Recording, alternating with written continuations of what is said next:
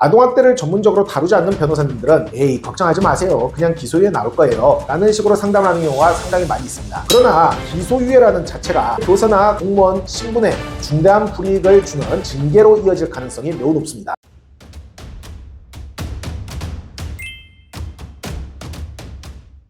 아동학대 전문 로펌 대한중앙 대표 조기현 변호사입니다. 만약 본인의 친자녀로부터 아동학대로 신고당했다 하더라도 친부모 입장에서는 사실 크게 걱정하지 않으셔도 되는 경우가 대부분입니다. 그러나 제가 오늘 여러분께 말씀드릴 것은 친자녀가 친부모를 아동학대로 신고했는데 친부모의 직업이 교사나 공무원인 경우에 대해서 말씀드리려고 합니다. 교사나 공무원은 아동학대로 신고돼서 경찰에서 수사가 시작이 되면 학교, 교육청, 관계기관, 본인의 직장에 통보가 가도록 되어 있습니다. 그리고 형사 절차가 개시된 만큼 징계 절차로 이어질 가능성이 매우 높습니다. 친부모가 아동학대로 신고당했으면 엄정하게 대응해서 본인에게 생길 불이익을 최소화할 필요가 있습니다. 다만 여기서 제가 여러분에게 꼭 강조드리고 싶은 것은 세상 누구보다도 자녀를 사랑하고 본인의 목숨보다도 소중하게 여긴다 하더라도 그것만을 내세우면 오히려 자녀에 대한 집착 때문에 가혹하게 행동한 부모처럼 비칠 여지도 있기 때문에 그것만 믿고 나는 내 자식 누구보다도 사랑하니까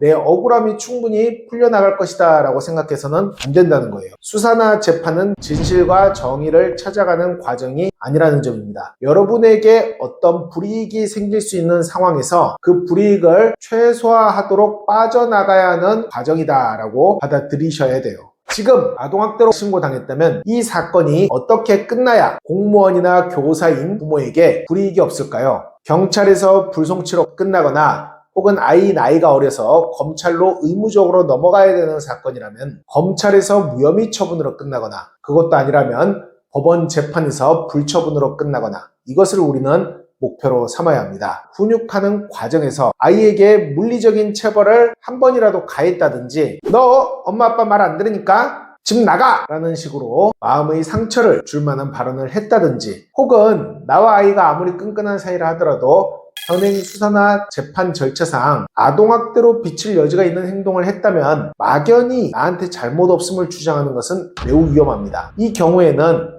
경찰, 검찰 단계를 거쳐 사건이 아동보호 사건으로 송치되도록 하는 것을 1차 목표로 잡고 아동보호 재판을 하는 법원에서 불처분을 받는 것을 2차 목표로 세워야 합니다. 사안의 성격에 따라 그 대응 방향을 어떤 방향으로 설정할지는 반드시 아동학대를 전문적으로 다루는 변호사와 상의를 하셔서 결정을 하셔야 합니다. 아동학대를 전문적으로 다루지 않는 변호사님들은 에이 걱정하지 마세요, 그냥 기소유예 나올 거예요 라는 식으로 상담을 하는 경우가 상당히 많이 있습니다. 그러나 기소유예라는 자체가 검사가 유죄에 해당함을 전제로 내리는 처분인 만큼 기소유예 처분이 나오면 교사나 공무원, 신분에 중대한 불이익을 주는 징계로 이어질 가능성이 매우 높습니다. 직업이 직업인 만큼 기소유예를 목표로 삼으면 안 되는 거예요. 징계 절차에서도 올바른 대응이 필요합니다. 형사사건 수사와 재판 중 징계 절차를 보류시킬 수 있다면 보류시키는 것이 가장 좋으나 어떤 처분이 나온다면 향후 형사 절차에서 유리한 처분이 나왔을 때 징계가 확정되지 않도록 불확정 상태를 만들 수 있는 대처가 필요할 수 있습니다. 이것 역시 아동학대 사건과 교원, 공무원 징계 사건을 한꺼번에 다룰 수 있는 전문적인 로펌의 조력을 받아